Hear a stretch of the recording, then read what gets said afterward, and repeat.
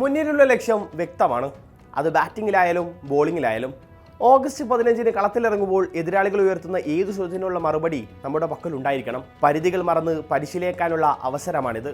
ശ്രീലങ്കയ്ക്കെതിരായ ആദ്യ ടെസ്റ്റിന് മുന്നോടിയായി നടന്ന പരിശീലന സെഷന് ശേഷം ഗൗതം ഗംഭീറിന്റെ വാക്കുകൾ ഇങ്ങനെയായിരുന്നു. ഒരു ടെസ്റ്റ് പരമ്പരയ്ക്ക് മുമ്പായി കോച്ചിന്റെ ഭാഗത്തു നിന്നുള്ള ഇത്തരമൊരു പ്രതികരണത്തിൽ അസാധാരണമായി ഒന്നുമില്ല. പക്ഷേ സമകാലിക ഇന്ത്യൻ ക്രിക്കറ്റ് സാഹചര്യത്തിൽ ആ മറുപടിക്ക് പ്രാധാന്യമേറെയാണ്. ഇന്ത്യൻ ക്രിക്കറ്റ് ഭൂമികയിൽ സംഭവിച്ചുകൊണ്ടിരിക്കുന്ന പരിണാമത്തിന്റെ കൃത്യമായ സൂചനയായിരുന്നു അദ്ദേഹത്തിന്റെ ഓരോ വാക്കുകളും. അജിത് അഗാർക്കറിന് സമാനമായി ഗൗതം ഗംഭീറിന്റെ കസേരക്കും ഇളക്കം തട്ടി തുടങ്ങിയോ? സമൂഹ മാധ്യമങ്ങളിൽ കഴിഞ്ഞ ദിവസം ഇങ്ങനെയൊരു ചർച്ചക്കും തുടക്കമായിട്ടുണ്ട്. ടെസ്റ്റ് ക്രിക്കറ്റിലെ സമീപകാലത്ത് ഇന്ത്യയുടെ മോശം പ്രകടനം BCCI ഇത്തരമൊരു ചർച്ചയിലേക്ക് കൊണ്ടെത്തിച്ചതായാണ് റിപ്പോർട്ടുകൾ. ഇതോടെ ഗംഭീറിനെ സംബന്ധിച്ച് ഏറെ പ്രാധാന്യമുള്ളതാണ് ശ്രീലങ്കയ്ക്കെതിരായ ടെസ്റ്റ് പരമ്പര. ഒരുപക്ഷെ തന്റെ കസേര ഉറപ്പിച്ചു നിർത്താനുള്ള ക്രൂഷ്യൽ മത്സരം. ലിമിറ്റഡ് ഓവർ ക്രിക്കറ്റിൽ വിജയം ശീലമാക്കുമ്പോഴും റെഡ് ബോളിൽ ഗംഭീർ യുഗം ഇന്ത്യക്ക് ഒട്ടും മികച്ചതായിരുന്നില്ല. നാട്ടിലും വിദേശത്തുമെല്ലാം തുടരെ പരമ്പര തോൽവികൾ. ന്യൂസിലാൻഡിനും ഓസീസിനും സൗത്ത് ആഫ്രിക്കയ്ക്കുമെതിരെയെല്ലാം തിരിച്ചടിയുടെ നാളുകൾ.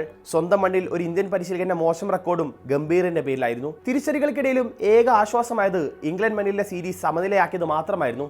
തുടർ തോൽവികൾ ഇന്ത്യയുടെ ലോക ടെസ്റ്റ് ചാമ്പ്യൻഷിപ്പ് ഫൈനൽ പ്രവേശനവും തുലാസിലാക്കി. സർക്കിളിൽ ഇനിയുള്ള പരമ്പരകൾ വിജയിച്ചാലും മറ്റു ടീമുകളുടെ മത്സരഫലത്തെ ആശ്രയിച്ചായിരിക്കും ഇന്ത്യയുടെ ഭാവി. നിലവിൽ 48.15 പോയിന്റ് ശതമാനത്തോടെ പോയിന്റ് പട്ടികയിൽ 5ാം സ്ഥാനത്താണ് ഇന്ത്യ. ശ്രീലങ്കയാവട്ടെ 41.67 പോയിന്റ് ശതമാനത്തോടെ തൊട്ടു പിന്നിലും. ശ്രീലങ്കയ്ക്കെതിരായ 2 മത്സര ടെസ്റ്റ് പരമ്പര വിജയിക്കാനായാൽ ഇന്ത്യയെ സംബന്ധിച്ച് അതൊരു പോസിറ്റീവ് ബൂസ്റ്റ് ആകുമെന്ന കാര്യം തീർച്ചയാണ്. പ്രത്യേകിച്ച് വിദേശ മണ്ണിലെ വിജയം ലോക ടെസ്റ്റ് ചാമ്പ്യൻഷിപ്പിന്റെ സാധ്യതകൾ തുറന്നിടുമെന്നിരിക്കെ പരമ്പര തൂത്തുവാരാനായാൽ പോയിന്റ് ശതമാനം 57.58 ഉയർത്താനും ഇന്ത്യക്കാകും. എന്നാൽ ഇതൊരു ഈസി ടാസ്ക് ആയിരിക്കില്ല. ഇന്നലെ ആരംഭിച്ച സന്നാഹ മത്സരം നൽകുന്ന സൂചനയും ഇതുതന്നെയാണ്. കൊളംബോയിലെ NCC ഗ്രൗണ്ടിൽ ഇന്ത്യക്കെതിരെ ആദ്യം ബാറ്റ് ചെയ്ത ശ്രീലങ്ക ക്രിക്കറ്റ് 11 കുറിച്ചത് 363 റൺസായിരുന്നു. മുഹമ്മദ് സിറാജ്, പ്രസിദ്ധ് കൃഷ്ണ തുടങ്ങിയ മുൻനിര ബോളർമാർക്കൊന്നും ഒരു ദിവസം മുഴുവൻ പന്തെറിഞ്ഞിട്ടും ഒരൊറ്റ വിക്കറ്റ് പോലും പോക്കറ്റിലാക്കാനായില്ല. കുൽദീപ് യാദവ്, രവീന്ദ്ര ജഡേജ, മാനസ് ഉദർ എന്നീ സ്പിന്നർമാർ മാത്രമാണ് ഭേദപ്പെട്ട പ്രകടനം പുറത്തെടുത്തത്. 2017 ശേഷം ഇതാദ്യമായാണ് ഇന്ത്യ ശ്രീലങ്കയിൽ ഒരു ടെസ്റ്റ് പരമ്പര കളിക്കുന്നതെന്ന പ്രത്യേകതയുമുണ്ട്. നിലവിലെ ടീമിലുള്ള KL രാഹുൽ, രവീന്ദ്ര ജഡേജ, കുൽദീപ് യാദവ് എന്നിവർക്ക് മാത്രമാണ് മുമ്പ് ലങ്കൻ മണ്ണിൽ റെഡ് ബോൾ കളിച്ച് പരിചയമുള്ളത്. സീനിയർ താരങ്ങളായ രോഹിത് ശർമ്മയും വിരാട് കോഹ്ലിയും വിരമിച്ച ശേഷം ആദ്യമായാണ് ഇന്ത്യ ലങ്കൻ മണ്ണിലേക്ക് എത്തുന്നത്.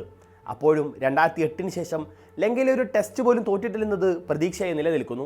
അവസാന ടെസ്റ്റ് പരമ്പരകളിൽ സ്പിന്നിനെ നേരിടാൻ പ്രയാസം നേരിട്ട് ഇന്ത്യയെ സംബന്ധിച്ച് കംഫർട്ട് സോണിൽ നിന്നും പുറത്തു കടക്കാനുള്ള ഒരു അവസരം കൂടിയാണ് ഈ പരമ്പര. ഇന്ത്യയെ സംബന്ധിച്ച് ആശങ്കപ്പെടുത്തുന്നതും ഒരു വേള പ്രതീക്ഷ നൽകുന്നതുമായിരുന്നു സന്നാഹ മത്സരത്തിന്റെ 2ാം ദിവസം. ശുഭ്മൻ ഗില്ലിന് പകരം ഓപ്പണിംഗ് റോളിൽ ഇറങ്ങിയ യശസ്വി ജയ്സ്വാൾ 0-ന് മടങ്ങിയത് നിരാശപ്പെടുത്തുന്നതായി.